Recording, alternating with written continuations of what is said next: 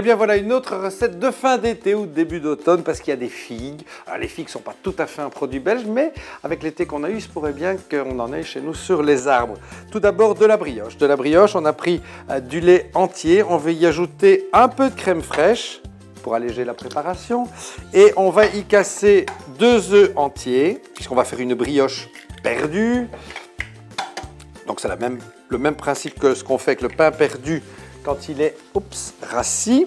On va bien battre les œufs, la crème et le lait. Vous voyez, c'est bien onctueux comme préparation. Ça sent bon cette crème fraîche, ça sent vraiment la vache. Voilà. Et on y dispose, on va prendre les 2 plus belles, les tranches de brioche qu'on va laisser s'imprégner, mais vraiment très très généreusement, du liquide. Pendant que la brioche imprègne, on va faire fondre une bonne noix de beurre. Vous prenez des figues que vous aurez lavées, vous les coupez simplement en 4. Voilà.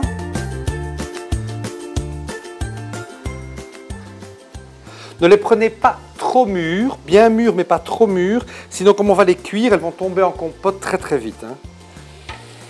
N'ayez pas peur du beurre.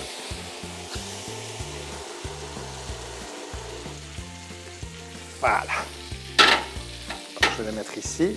Donc les figues dans le beurre.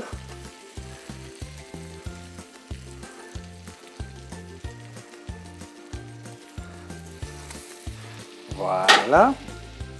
Un peu de sucre blond. Vous pouvez prendre également du sucre brun, mais en tout cas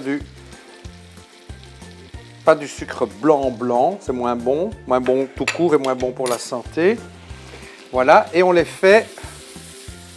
les faire légèrement dorer dans le beurre avec le sucre, ça va caraméliser. Voilà, on va remettre un petit peu de beurre encore, on va tout mettre d'ailleurs, pour faire cuire nos tranches de brioche.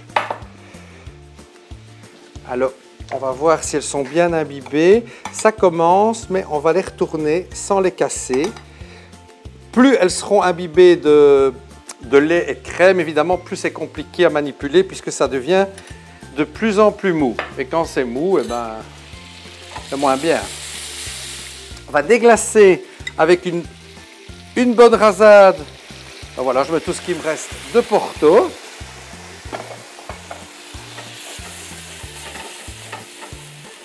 Voilà, et on va laisser mijoter et réduire dans l'autre sens.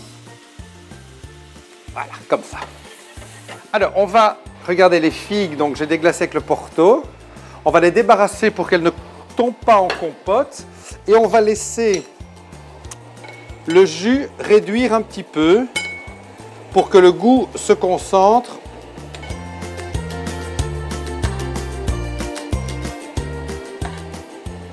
Je prends mes tranches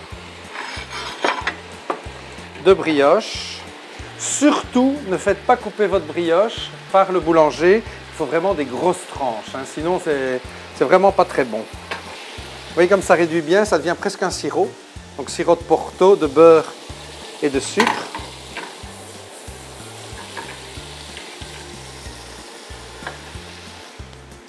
Vous prenez une palette, sinon ça ne va jamais tenir. Et vous venez déposer vos 2 tranches de brioche dans le beurre mousseux.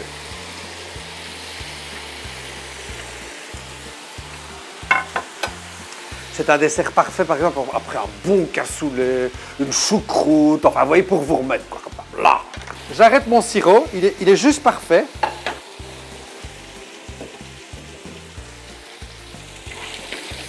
Alors, ça cuit très très vite.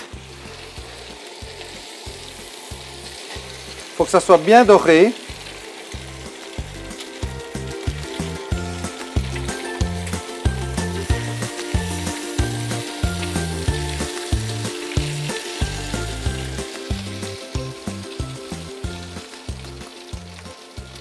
Pas belle la vie? Il ne faut même pas aller voir de l'autre côté, je suis sûr que c'est bien doré. Vous mettez la tranche de brioche sur l'assiette. Vous garnissez de figues.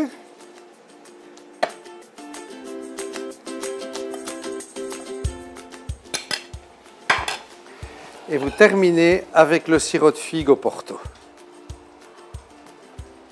Et après, normalement, vous faites la sieste. Hein. Ça, rien d'autre à faire.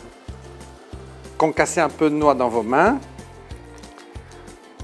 et vous saupoudrez.